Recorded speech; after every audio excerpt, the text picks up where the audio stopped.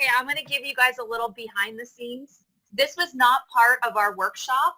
And 10 minutes ago, Ryan's like, hey, I think maybe you should talk about money blocks. There's a lot of things coming up for money. And I was like, what do you mean? I have to plan. I'm a planner. I got to have it all figured out, and it's got to be structured. I can't do this. And then I was like, that's a limiting belief. I'm just going to do it. So I want to start with a sharing, and thank you, Ryan, for that introduction. I wanted to share kind of what happened, but I want to ask you guys, have you ever, no matter where you are in your journey as a coach, have you felt like this isn't for me? Like, I just can't figure this out? Like, I love coaching. I'm a great coach, but this whole business shit, like, it's just not working. I can't figure it out. I was at my computer one day and I got a message from my marketing team, and it read, "You're fired." I'm like, what? What do you mean I'm fired? They said, we can't work with you. You want too much creative direction, and we're firing you. Now, what really happened was they were new and they wanted to use my content to build funnels for other coaches. And when they had all that, they fired me. So I was sitting at my computer crying, thinking, oh my gosh, I just invested $9,000 in an email marketing system, doing search engine optimization, and I didn't get one lead. I spent 4 months looking out my kitchen window, watching my kids swim in the pool while I was building content that got stolen from me. I've tried everything. I've been building my business for 3 years. I've had success. I've had failures. I've had ups and downs. What am I going to do? I don't know what to do now. I've exhausted everything, and I was crying. And in that moment, I call it divine intervention. I don't know what it was, but I got a message from Ryan that said, hey, Tina, how's it going? What's moving? What's shaking? And I read that message, and I had the thought, do I lie to him? Do I tell him it's great? Everything's fine? Do I show up honestly and tell him I'm in breakdown? I have no idea what the hell I'm doing. I know I'm passionate. I know I have skills. I mean, I was a TEDx speaker. I had a digital TV show. I was the MC at women's conferences. Online, I was a freaking rock star. Like, people thought I was just like, holy cow, you must have so much money. In 6 months, I didn't make $10,000. And so I had this fleeting thought, just be dishonest. Just tell them everything's fine. But the other part of me was like, I'm not fine. And how long am I going to swim in my shit? So I messaged him and I sent a voice message. And I said, to be honest with you, Ryan, I'm in a complete breakdown. I think I'm going to quit and go back to teaching. He's like, whoa, whoa, whoa, don't quit. Don't go back to teaching. Let's hop on a call. And so we did. And he just let me verbal diarrhea everything. I told him about the email marketing and the funnels. And I told him about the Facebook ads and the LinkedIn coach that I paid for and the YouTube marketing program that I paid for. And so after listening to me, he said, I think I can help you. Actually, I know I can help you. Do you want to hear what I have to offer? I'm like, okay, what do you offer? Like, what do you have that I haven't already experienced? And he said, what's missing is unshakable belief in yourself. I'm like, no, that's not true. I believe in myself. It's like, no, you don't. You don't believe in yourself. And what I realized when he had the money conversation with me, I'm like, you want me to do what? Pay you more than I've made in 6 months? Are you kidding me? I don't have that kind of money. I can't pay you anymore. I've already spent so much money. He's like, okay. So what's your plan to get out of this? Like, I don't know. It's like, well, what choice do you have right now? Like, I don't know. And so I took a deep breath and I said, I can't give you this decision right now. I'll get back to you in a couple days. And he's like, okay, cool. So I got off the phone and I said to my husband, oh my gosh, you're not going to believe this. This guy wants me to pay him this much money. And my husband asked me, do you trust him? And I said, yeah, I do. He's like, then you have no choice, because this is going to be the future that you're living into. And is this what you want your future to look like when you know you have a gift to give the world? I'm like, F no. So I literally called him back right away. I'm like, I'm in. He's like, what? I said, I'm in. I'm signing up for the program. He's like, okay, let's do this. What I didn't realize when I pressed go and said yes, I had this money block. I mean, I had other blocks, but one of the biggest things was I lived in scarcity and lack. Even though I had a very abundant life, I was afraid of losing money. And what I was doing is I was actually, people would come to me and I'd say, oh my gosh, yeah, I know somebody that can help you with that program, with that problem. I have this coach friend, you should go talk to him. I would have somebody else come to me and I'd say, oh, you know what? There's this personal development seminar. It's 3 days long. You should go do that program. I was pushing people away because of my fear of money. And I had no idea that was there. Deservability. I didn't believe that I deserved what I had been accomplishing. And it was stopping me. I think it was, so October 4th this year, well, 2019, is when I signed up for the program. On October the 14th, I said, holy shit, Ryan, you're not going to believe this. I just earned my investment back. I got 3 new paying clients. I hadn't had 3 clients in the last 4 months. I had nothing. I was like, oh my gosh. He's like, okay, Tina, so what game are you playing? I said, I want to make 40K in the next 4 months. And he thought, whoa, that's a pretty ambitious game. Let's do it. I think it was 2 months later, I said to him, oh my gosh, Ryan, I already won that game. I already made 40K. He's like, okay, what's your next game? 60K by the end of the program. And a month later, I'm like, holy shit, Ryan, I just earned 60K. He's like, what's your next game? I'm like, we might as well go for the gusto. Let's go for 100K. And it's been almost 6 months, and I was at $98,000. And you might in your head be thinking, oh, great, you're trying to sell us this program. But this is my story. I couldn't make this stuff up if I wanted to. This actually happened to me because my money block was taking a hold of me. It stopped me from making decisions. It stopped me from showing up powerfully. It stopped me from being the best version, the best version of myself. Now, I know that there are 4 blocks when it comes to money, and some of you have already had a breakthrough in your money. You've already, I want to be mindful of where you're at. You may have already experienced your breakthrough, but some of you on this call may not. And I want to bring stuff into your awareness that might stop you. And it might stop your clients too. So when you have these insights, now when you go on this money conversation, it's a powerful conversation because you already know what they're up against. You already know what might show up for them too. So the first one is courage. This is like a money mirror, right? Courage.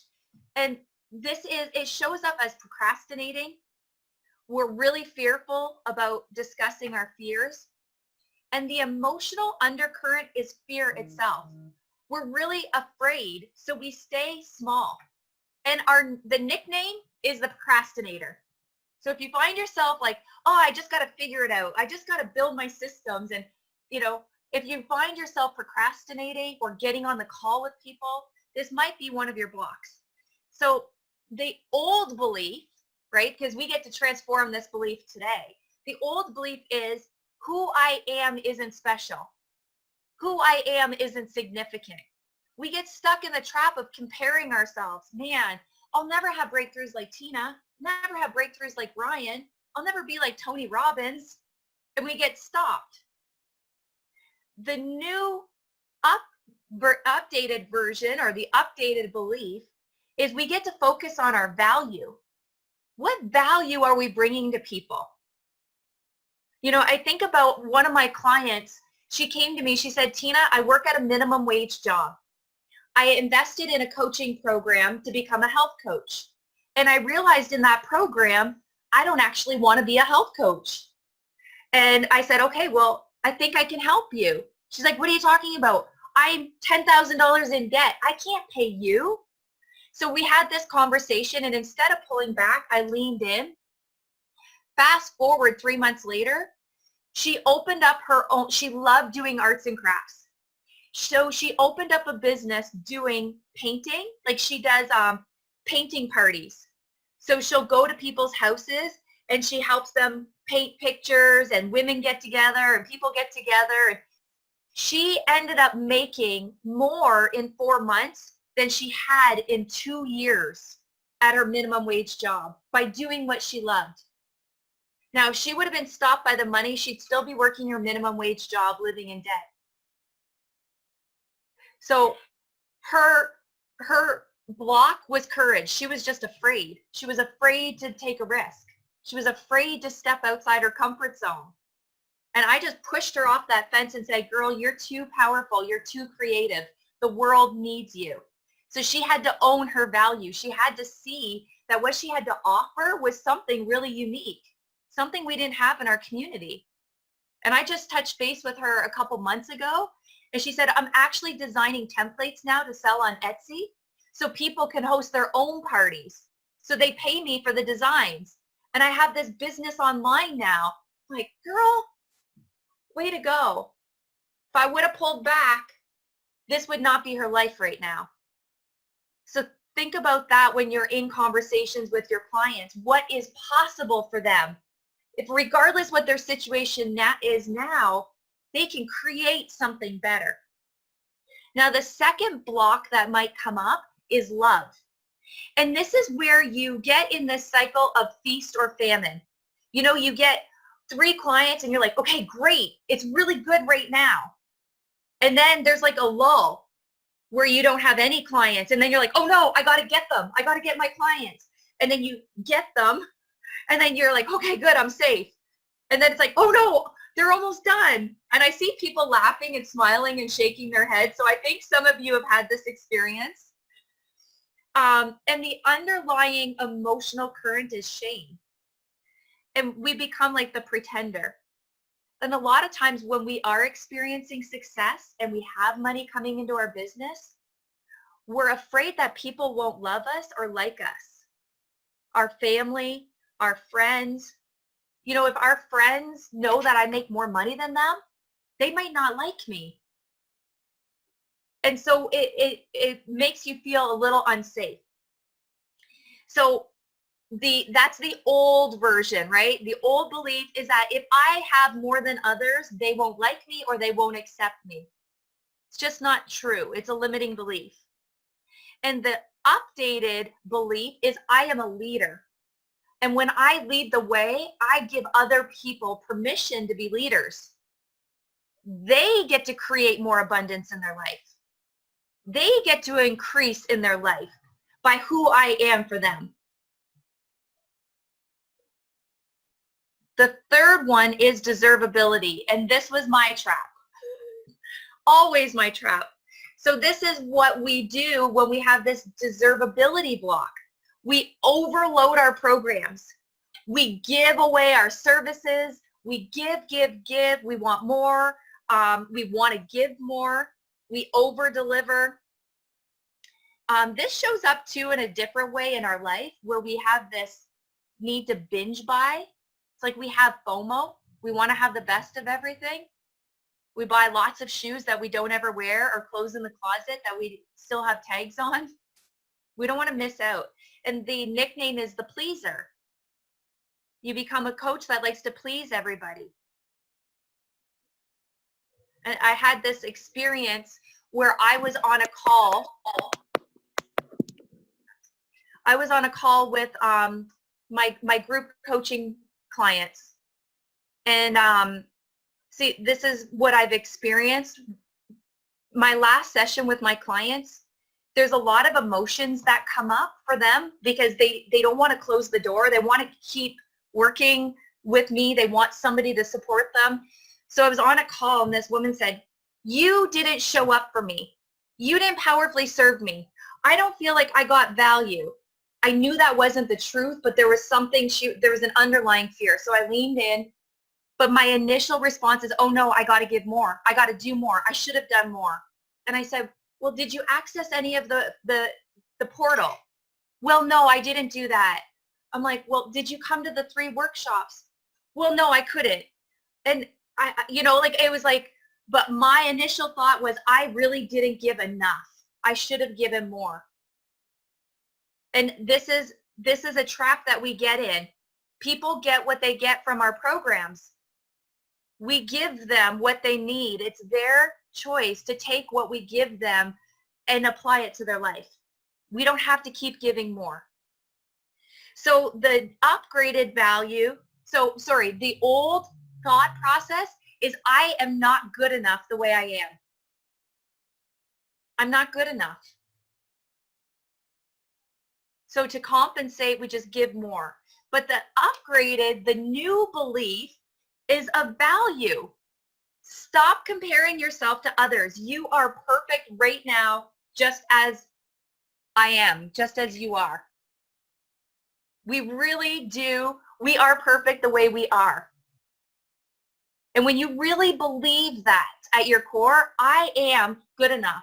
I have training. I've had life experiences.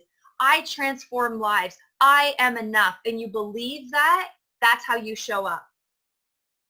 And the last one I want to talk to you about is boundaries.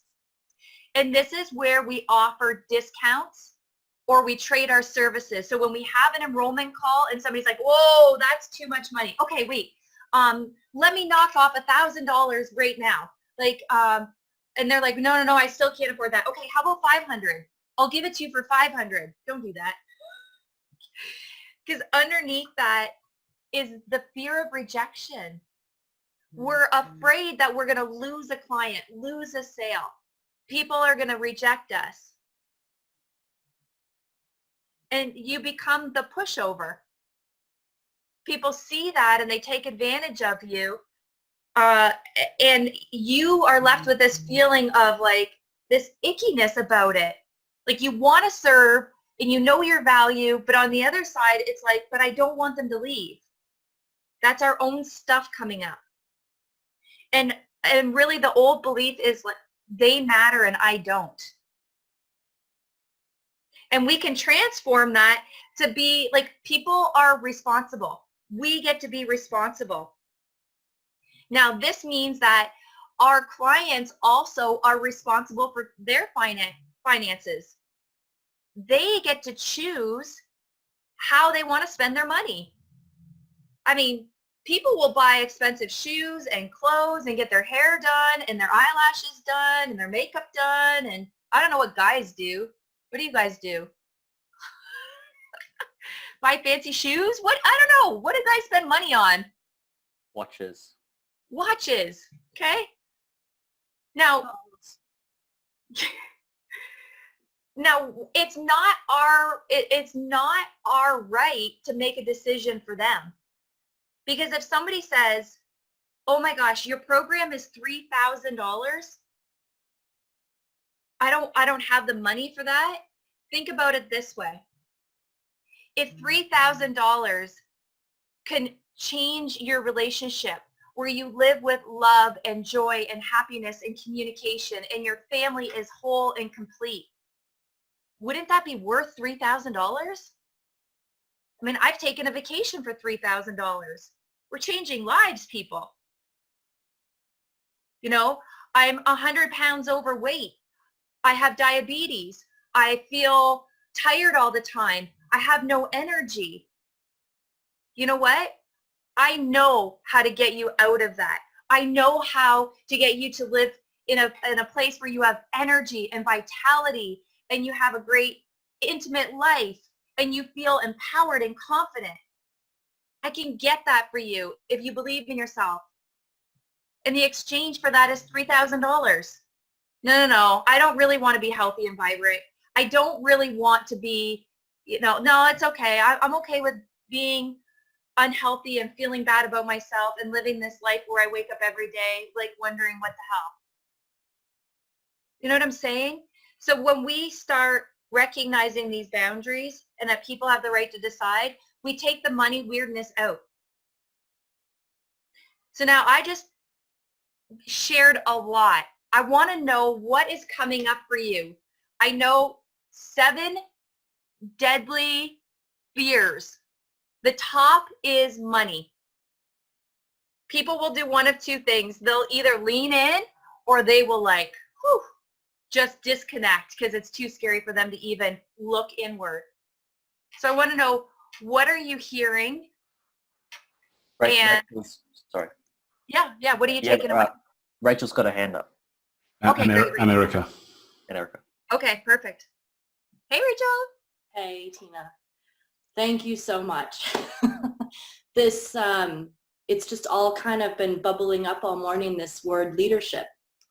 And I've been in the money conversation everywhere. I've been shying away from leadership. And I'm like, why is that? Because I know I'm actually a good leader.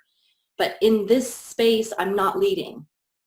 And so this connection to shame and the fact that if I have more than others, people won't like me or accept me is huge. And this, I can immediately see it's coming from my childhood, from so many places, that if I have money, people won't like me and I can't share that. I've had amazing results on this program, and I bet most people don't know about them because I can't share it. And so this is affecting me. And so turning that into leadership, because I know I have leadership, helps me so much, because I can be a leader and lead people into this. My word last week was opening, right? Lead people into this opening that we have in this whole Corona COVID-19 crisis, this opening, this opportunity to do something different, to do something more, to be more of who we are and what we want. And I can lead people in there. Thank you. So I'm so emotional. I'm shaking. Thank you so much. You're welcome. Really, because sometimes it's an insight, right? Yeah. It's a little piece of awareness that that's transformation. Yeah. In a moment when you see something that wasn't there, and then you take action. And I already know you're a leader.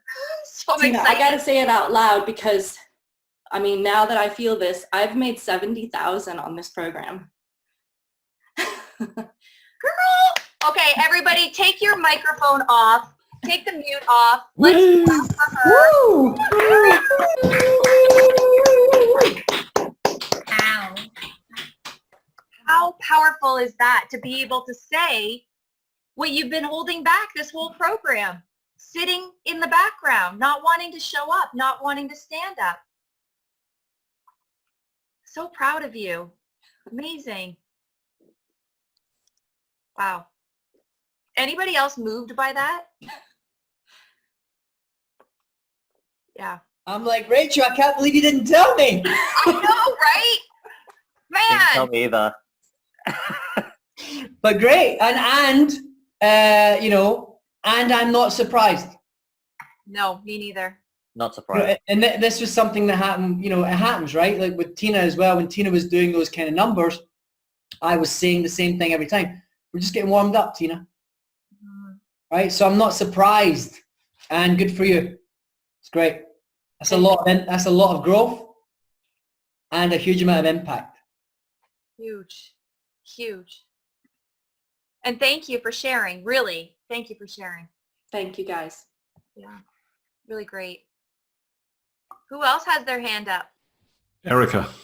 Erica. Hello. I guess, I mean, the things for me, so I'm still working full time and trying to grow a business outside that. And I think the blocks for me come up against that deservedness bit, because it's very much, you know, I'm a senior academic.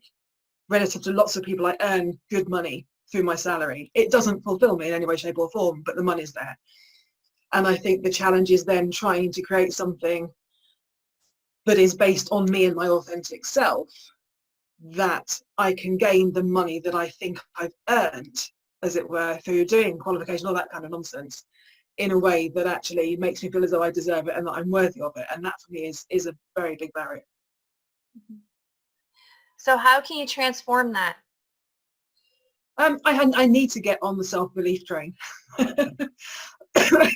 Big time. And I know I have the skills, and the people I work with say lovely things about the way I coach, and they've had great results. I think it is just going from that kind of the security of the monthly paycheck to what feels like something that's much more precarious.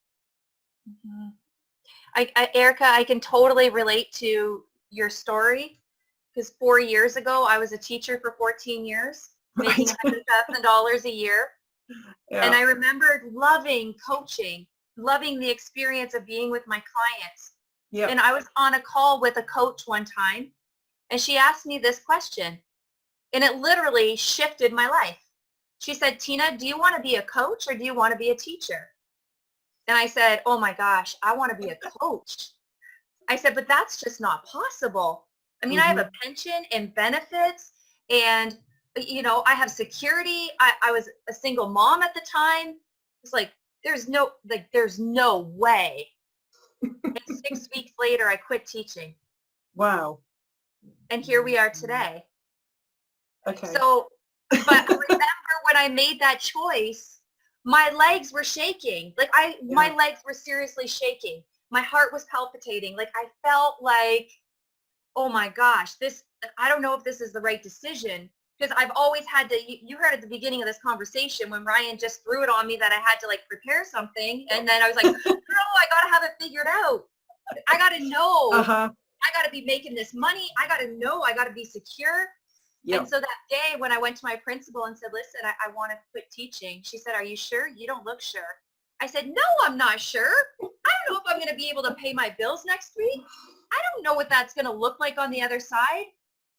But I know it's now or never. Yeah. It's now or never. And then I experienced this aliveness that was just like anything I've ever experienced before. And then I had, holy shit, now what do I do? Right? But yeah, I totally get it.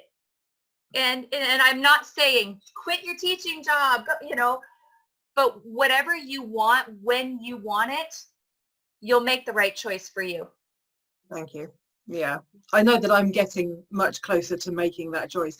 And I think for me, it's that whether or not to try and do them both at the same time, or to just cut one away completely and throw myself all into the other. And I don't know.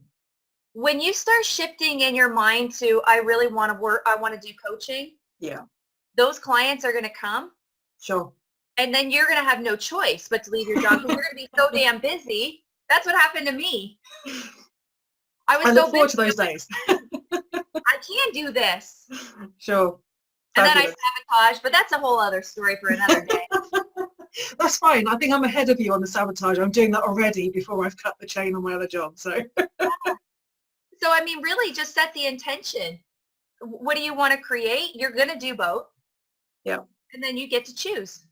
Do you want to be an educator or do you want to be a coach? I wouldn't even mind if I was more of an educator than I am, but because I'm middle management, I definitely don't want to be that. Yeah, I get it. Yeah. And thank you for sharing. Really Thank great. You. Yeah. I'm excited to see what happens. Me too. Follow you on your journey. Thank you. Michael wants to share. Hey, Michael. Hi, Tina.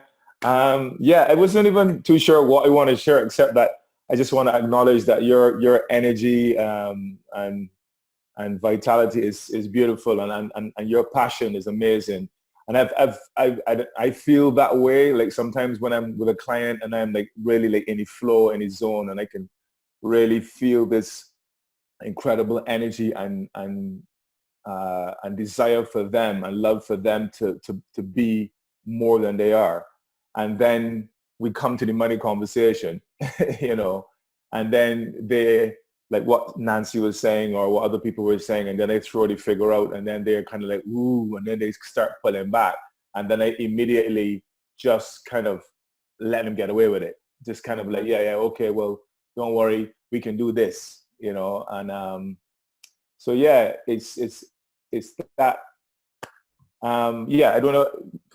Anyway, it was really what Ryan was saying about challenging that and how you show up right at that point is so crucial. So when I went on a break, my 11-year-old son asked me what I was doing, and I just kind of basically said, we're having this conversation about coaching and business and the money conversation. He said, okay, right, so practice on me. So I said, okay, I'm going to charge you £5,000 for the next 6 months. And he was like, ooh, that's a lot. I'm like, what's a lot about that? He said, oh, well, I don't think I can pay that. I said, well, where else in your life do you not think you are showing up and not being able to, to accomplish what you really want? He's like, oh, I don't know. I don't want to talk about it anymore. And then he was off.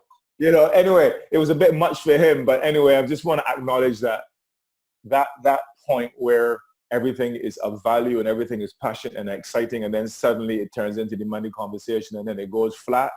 That for me is a real kind of point that I'd like to work past. And just what Ryan was talking about, that challenge right at that point.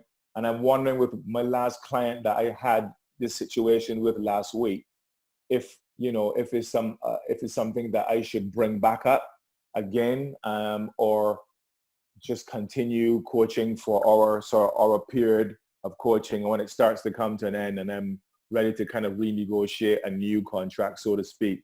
What you think, if I should go back and challenge it, or I should just leave it for a bit, or what? So you're saying you had an enrollment conversation, he got stopped by the money, you got off the call. Well, no, what happened is he is a client, but he had taken a break and he went away on holiday, and our sort of time together had ended. When he came back, we started to talk again about coaching, and then I decided to raise my fees, and he kind of stepped back from it.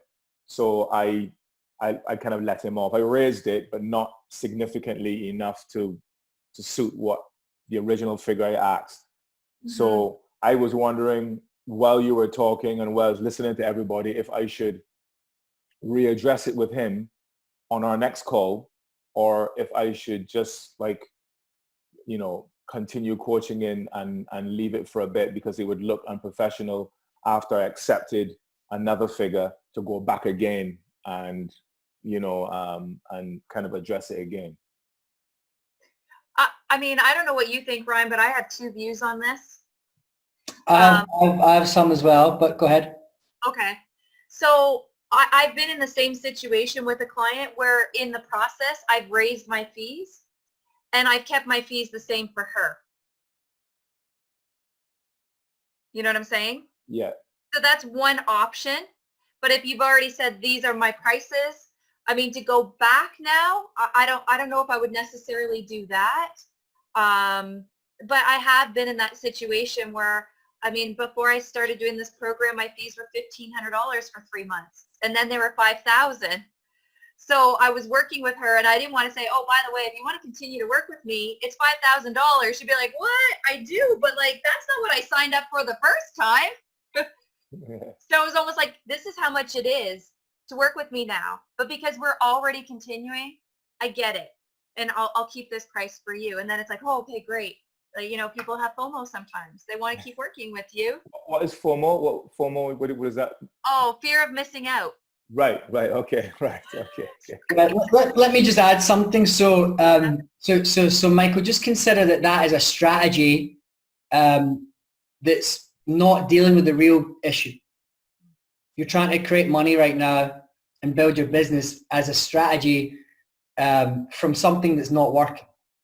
So that's something that won't be effective for you in building your business, because the real problem is how you're showing up with your clients, right? So if you were already creating an abundance of clients, you'd be less worried about that conversation. Does that make sense? Yeah. So I want you to write this down, and if this thing that Michael has shared is triggering or resonating with you, I want everybody to write this down, because sometimes we need to hear things a bunch of times in a bunch of different settings in a bunch of different ways before we actually get it. We actually take time to learn stuff. So I want you to write this down, because I covered this earlier, and then maybe this will go in. What is stopping your clients is stopping you.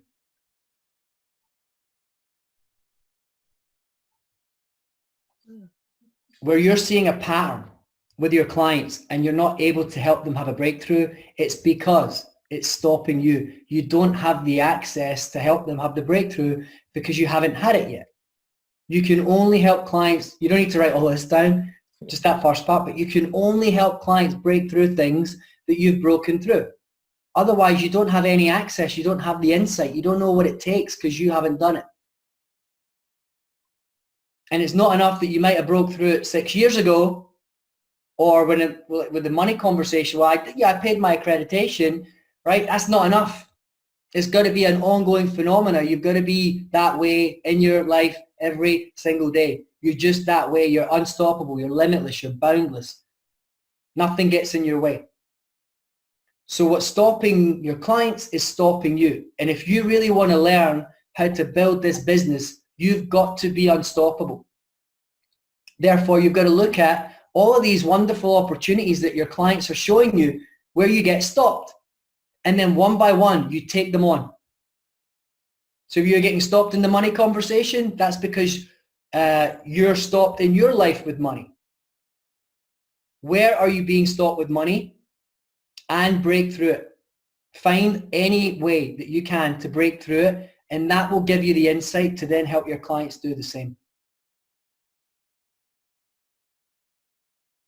Michael, tell me what you get from that, buddy. Well, what I get from it, I suppose, yeah, like basically I can only take my clients as far as I have gone. And so, yeah, that's what I take from it. Great. And you might want to like look more into like, where am I being stopped with money? Right? Where are you doing exactly what they're doing? That's the point. Where are you doing exactly what they're doing? And how you help them break through it is you break through it for yourself. Is that landing? Yeah, it is. I suppose what Tina was saying about operating from a place of scarcity, will be a part of it. Worrying about, what's going to happen if I spend, I spent it before and never got it back. So suppose I go and spend it again and it doesn't come back. I can be a champ, or I can be a loser or a loss, or whatever you want to call it. So right. Yeah. That's the world that you are stuck in. Yeah. You're stuck there, and so are your clients, and you can't help them because you're stuck in it. Yeah. Right? So Tina, what was your new belief regarding that one that Michael shared? The upgraded belief. Are you there, Tina? You're on mute, Tina. Perfect and good enough, maybe. Being a leader. Yeah, being a leader. Great. So bring being a leader to that conversation, Michael. So rather than worrying about, or what if it doesn't work because the last one doesn't, that's not a leader. But if you brought being a leader to that, how would you start talking about it then? What would you be doing?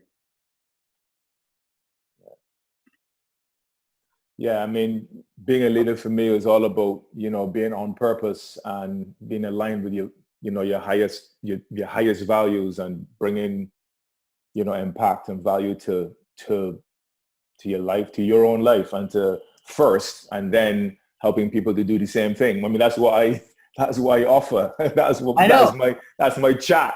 Exactly. And I'm just here, not stepping into my chat. Thank you.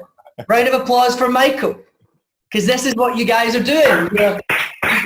Yeah, and I mean that. Like, we've got to get straight, guys. We've got to get straight about our own bullshit and how we're saying all this stuff, but we're not being the real deal. And there's nothing wrong with it. It's not bad. It just cripples you. And the only way we can deal with it is to just look ourselves in the mirror, just like what Michael did, and just call ourselves out. And then start coming from these new beliefs. And these new beliefs are just like little baby muscles, the little seeds. We've got to practice. We've got to cultivate them, and they will get strong. And we've got plenty of people on this call that have went through that journey that can testify to that. I'm one of them. Tina's another one. Rachel's another one. Tara's another one. Right, so this is what's in front of you now, Michael. And if you really want to build this thing, you've got to really be the real deal. And wouldn't that be fabulous? It would. And every now and again, I just see little bright spots of it, little bright spots here and there, but it's actually, as you say, actually believing in your core. So if you get woke up at 3 o'clock in the morning and with a bright light in your face, who are you? I'm a leader. Exactly. I'm I know who I am. Okay. Exactly it. Right? Yeah. All right, good. Okay. Thank you guys. Thank you. Well done. Really present to the emotion. Like, is the emotion that I'm feeling right now shame? Is it fear? Is it guilt? Is it rejection? Like, when you really hone in on that feeling, that emotion, then you know that there's something to transform. Okay, if I get over this fear or this rejection or the shame or the guilt, then who would I be being when I'm in those conversations? And then that light, leader. Yeah, really great. Do we have time for more sharing? Yeah, I think Marlena wanted to share as well, Okay, Tina. Okay, great. I can't see Hi. him. I love this conversation about money because to me that's probably one of my biggest stumbling blocks. And everything you said about how you act and you show up, it's not what you say and how you do things. If in your mind you don't deserve the money or you are stuck on that or whatever it is, that's what you will project, even if you don't say it yourself. And what made me laugh was that I had made up this story about, oh, it's only me who feels like this. Right? Yeah. And then as you were talking about this, I realized I've seen so many people who are not coaches who try to sell themselves. I'm sorry, I've got to have a drink. Sorry, something. Sorry. Who try to sell something, and if they are not passionate, if they don't believe in what they do, I won't buy from them anyway, no matter how cheap or expensive it is. Right. Right. And then also I realized that it's not just coaches who have got hangs up about money. It's everyone. Once you've seen it, you think, okay, I can deal with that. Whereas I thought it was just about me and how I handle it. I couldn't see it in others. So thank you so much for opening me to the whole world of, oh my God, everyone is in the same boat. And now I see it, I can talk to that. And then also one thing that I'm still kind of struggling a little bit with is I see it now, it's great. And I taken on board everything you and Ryan were saying about how you can kind of break down your beliefs and show up differently. But I'm not sure if I really know deep in heart. I get it on the intellectual level and I kind of understand, and I now know how to, I think I know how to do this differently, but I'm still not convinced that I know deep in heart I completely break it down. So can you speak to that? Yeah, you just have to work the muscle by practicing. Just practice, right? It's not, okay, so once we're aware that it's there, Mm-hmm. then we recognize it every time it shows up. And it's like, oh, look there's that fear coming back again. And then you take uncomfortable actions. Oh, there's that fear coming up again, uncomfortable actions. Like when Ryan was saying, I was doing 40 calls a week. In the beginning, it was uncomfortable all the time. And it's uncomfortable until it isn't. Until it just becomes the way we do things. Because the one thing we all have in common, every single person, we have one thing in common. We're human beings. We're human.